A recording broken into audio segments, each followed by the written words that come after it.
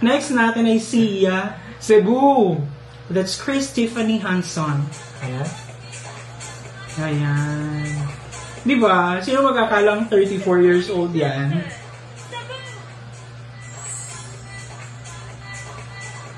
Wow. Alam mo yung mga mayayaman na pupunta ng Bora? Mag-weekend lang. Christine Hermosa na mga type yes.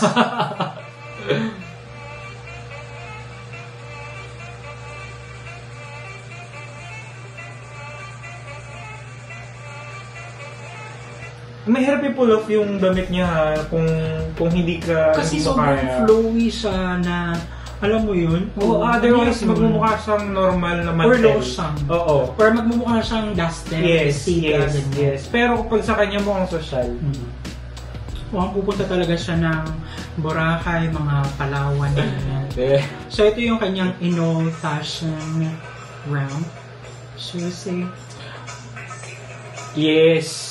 Yung minasuot talaga sa kanya is very respected na woman, mga guidance counselor, gusto ko yung color feminine. Yan talaga yung pink bagay sa kanya. Nag-complement sa kanya.